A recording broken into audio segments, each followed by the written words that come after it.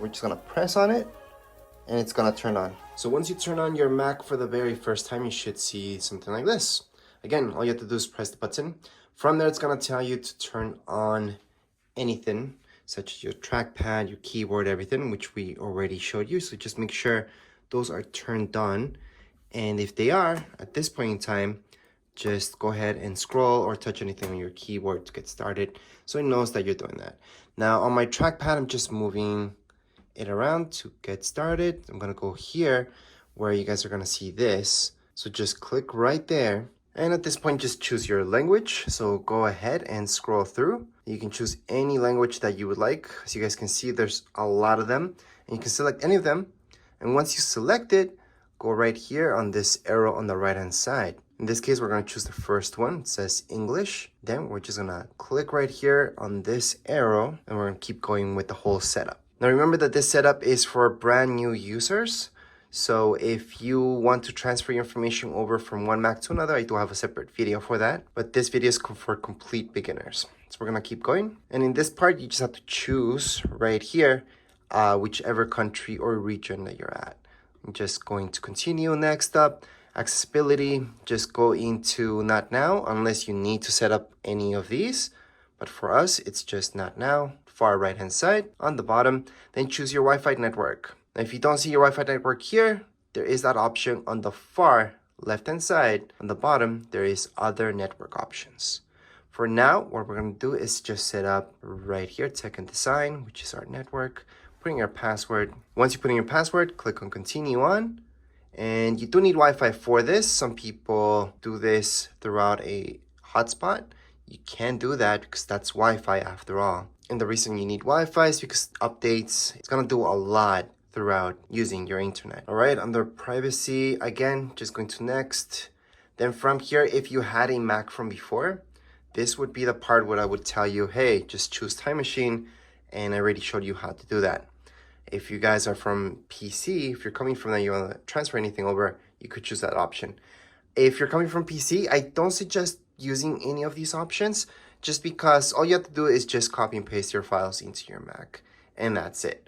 So that's if you're coming from PC. If you had a Mac, for sure use Time Machine. That's the best way to go. But of course, if you're brand new to this, then you don't need this. So you choose Not Now on the left-hand side, bottom left-hand side. From here, your iCloud. Okay, so if you don't have an Apple ID at this point in time, create one. So that's our option right down here below. You're gonna see create new Apple ID.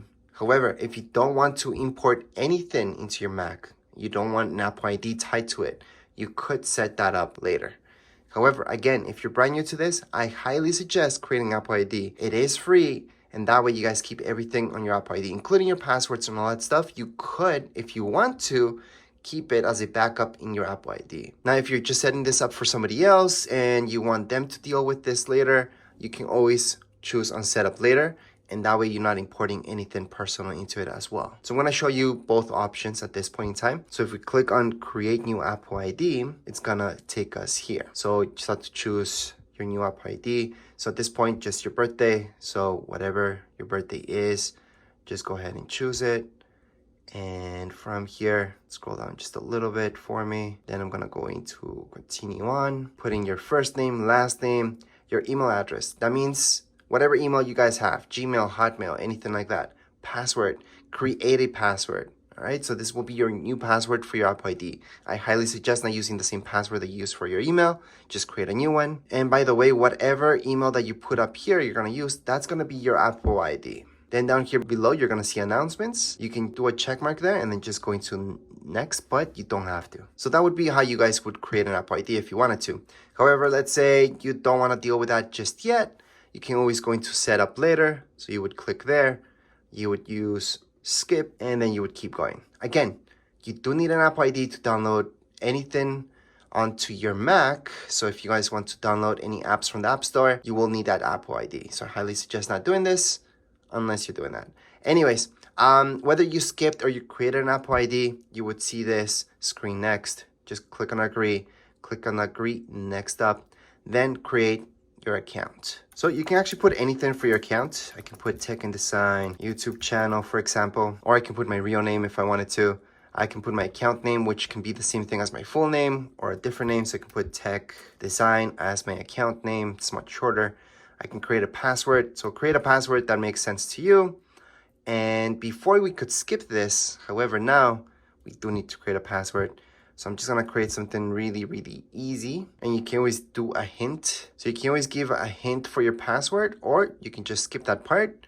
I'm just gonna skip that part, going to next. So on down here below, continue on. Almost everything that we're doing right now, we can change later on, so it's not a huge deal. However, some things are a little bit difficult to change, such as your account name. Your full name, not really, but your account name, because that's gonna be your folder and all that, your home folder. It's not difficult, but it's a hassle to do it. So it's better if you choose something that you really want at this point. So right now it's creating that account for us. And I highly suggest to enable your location services. That way you guys can use Google Maps and all that stuff without any problems. Actually, you can use the maps from Apple themselves without any problems and all that stuff. You can share your stuff or not. I'm gonna share everything because I do want to improve my computer. And right here, screen time. This, I would suggest heading it up if this is for your kids. So you can set up right now screen time. However, for most adults that I know, they don't really care how much screen time they spend on their Macs because it's usually for work and that's it. So I'm gonna just put that set up later on the bottom left hand side. Siri. Siri is something that's for sure you're gonna use. And if you have an iPhone, you know how it works. You can say, hey Siri, and then it's gonna just go on and answer you. So you can enable hey Siri if you want or not. It's your choice. We're gonna teach you how to set it up, but you can always just uncheck this and just continue on. Right now, we're gonna just show you how to set this up. You can choose the voice. Hi, I'm Siri. Hi, I'm Siri. Hi, I'm Siri. So Choose the voice you'd like me to use. You can change it later in system settings. So this Siri voice is the most normal one, I would say. Not normal, but what we're used to is voice number 4. Or you can just let it choose for you. But in this case, we're just gonna choose number 4. Continue on, and right now, you're just gonna set it up. So we're gonna go on to continue. Siri, how's the weather? Hey Siri, send a message. Siri, set a timer for 3 minutes. Hey Siri, get directions home. Siri, play some music. And that's it. So all you guys had to do was read what it told you, and that's it. So it recognizes your voice. We're gonna continue on. You can share your audio recordings or not. A lot of people don't like this, so you can put not now, or you can share it. I'm gonna share. Continue on. Such a idea. This is something that's on your keyboard. So all new keyboards have this. Older keyboards with older Macs do not have this. So you can choose to set this up later, or you can set it up now. And the way that this works, I'm gonna show you. Here's the keyboard. So to set it up, it's gonna tell us to put our finger there, and we're gonna tap it several times. So as you guys can see on my screen, it's now being set up. I'm just gonna tap it several times, and then I'm gonna just keep tapping. Just use the one finger, keep tapping there, and you're just tapping. You're not doing a clicking sound, and you're just barely tapping it. You don't have to press down on it. Then you're gonna see this continue on. So go ahead and continue. You can choose your look. So light mode would be what you're used to usually. Dark mode is exactly how this shows you. Everything's gonna be dark with a dark background. For this video to work better, I'm gonna have to use light mode. I personally like dark mode though. Or automatic, it's gonna turn on light mode during the day and dark mode during the night. So it's better for your eyes, well, softer for your eyes. We're gonna continue on, and here we go. We're basically done with the whole setup, and the apps that you guys get on your Macs, the default apps, will be down here below. So let me just show you. In this view, it's a little bit easier to show you everything you guys get. So these are the default apps that you guys get immediately, and that's it. There's nothing else around it. Let me just open up this folder so you guys can see a little bit more.